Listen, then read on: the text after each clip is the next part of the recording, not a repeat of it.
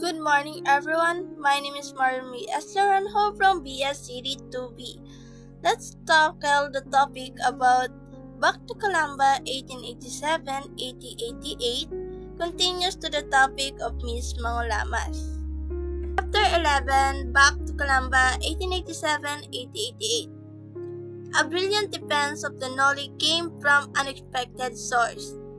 It was by Vicente Garcia, a Filipino Catholic, priest, scholar, a theologian of the Manila Cathedral, and a Tagalog translator of the famous Imitation of Christ by Tomas A. Kempis. Father Garcia, writing under the pen name Justo Isidro Magalang, wrote on the defense of Noli, which was published in Singapore.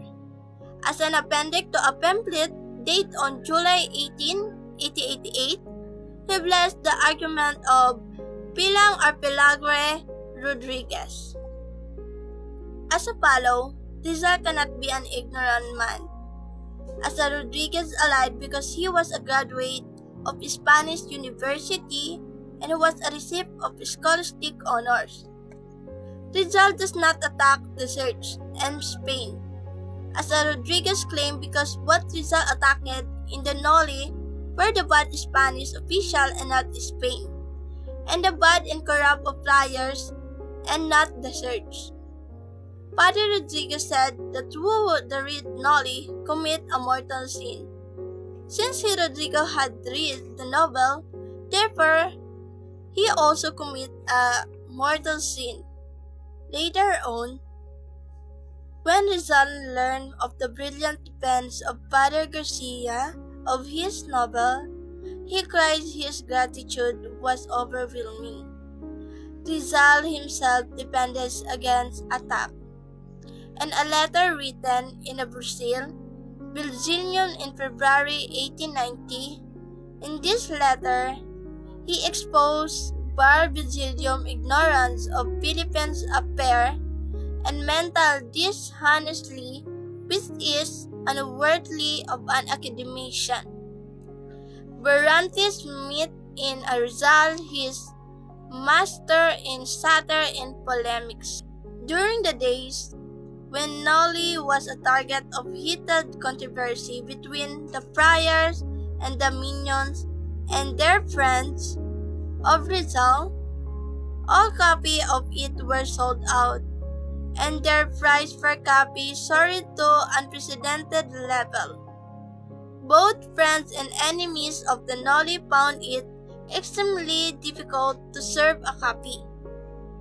According to Rizal, in a letter to Fernando Canon from Geneva, June 13, 1887, the price he set per copy was 5 pesetas, equivalent to 1 pesos, but the price later rose to 50 pesos per copy. Rizal and Andre, while the storm over the Noli was raging in fury, Rizal was not molested in Calamba. This due to Governor General Terrero's generosity in assigning a bodyguard for him. Between this bodyguard, Jose Tebeda de Andrade and Rizal, a beautiful friendship bloomed. Together, Rizal and Andrade, both educated and cultured, made walking tour of the verdant countryside, discussed topic of a common interest, and enjoy fencing, shooting, hunting, and painting. It Andrade became a greater admirer of the man he was ordered to watch and protect. Year later, he wrote of Rizal. Rizal was a refined, educated, and gentlemanly. The hobbies that most interested him were fencing, shooting, painting, and hiking. I will remember our excursion to Mount Makiling, not so much for the beautiful view, as for the rumor and permission effect that resulted from it. There was one who reported to Manila that Rizal and I, at the top of the mountain, hoisted the German flag and proclaimed its severity over the Philippines. I imagine that such nonsense emanated from Calamba, but did not take the trouble to make inquiries about the matter.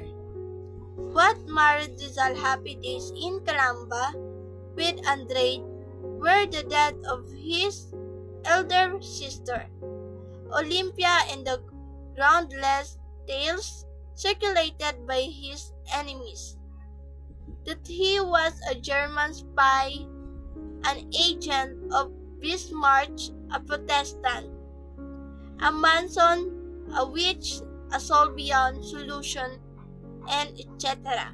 Calamba Agrarian Sobol Governor General Tero, influence in Noli Me Tangere, order government investigation of the priors to remotely inquiries might have been a present in connection with land, tax, and with tenant relation.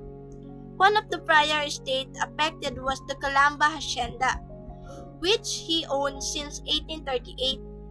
In compliance with the Governor General orders, date on December 80, 1887, the Civil Laguna Province directed the municipal authorities of Calamba to investigate the agrarian condition of the locality.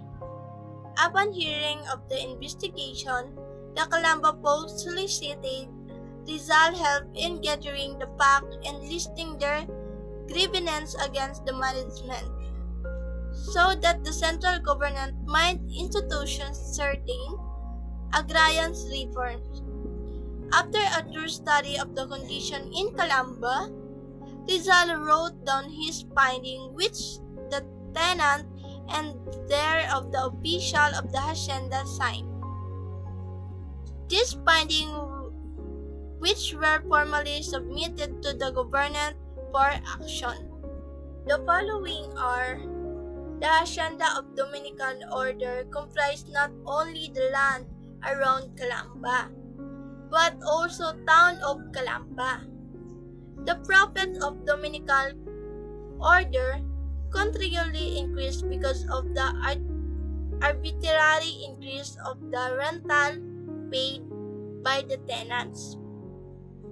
The hacienda owner never contributed a single centavo for the celebration of the town fiesta, for the education of the children, and for the improvement of agriculture.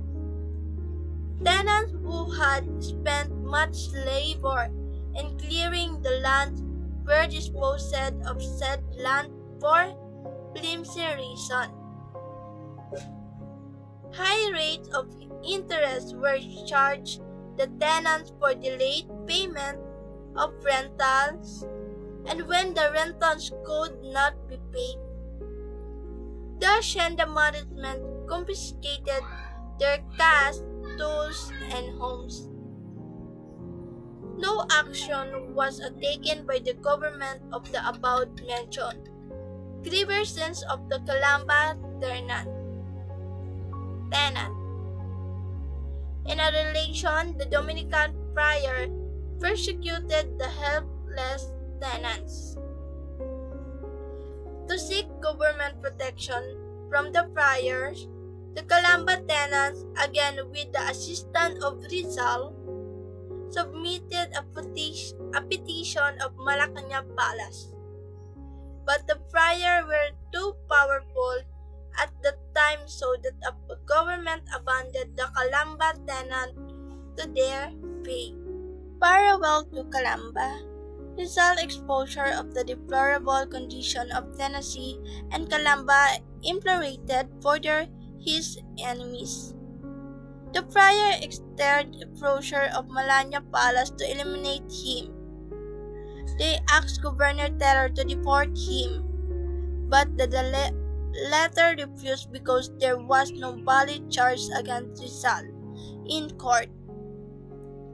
Anonymous threats against Rizal's life were received at the parents' home in Calamba. His parents, related, and friends, including Tabia de Andrade, advised him to go away, for his life was in danger. One day, the governor summoned Rizal and advised him to leave Philippines for his own good. He was giving Rizal a chance to escape the fury of the prior rout. This time, Rizal had to go. He could not very well disobey Governor Tero's valid order. But he was not running like a coward from a fight. He was a courageous, a pack which his worst enemy could not deny. A valiant hero that he was not afraid of any man, and neither was he afraid to die. He was compelled to leave Calamba for two reasons.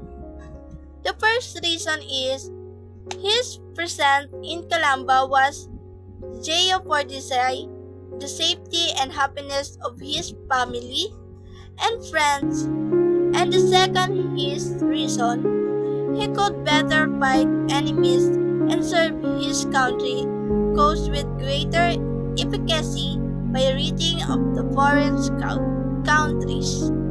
Abowen for Lipa shortly before Rizal left Calamba in 1888, his friend from Lipa requested him to write a poem in commemoration of the town's elevation to Abilia City by virtue of the Basira Law of 1888.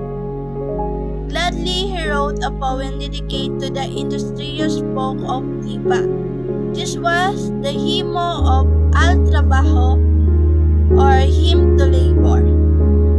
He finished it and sent it to Lipa before his departure from Calamba. It ran as follows: Hymn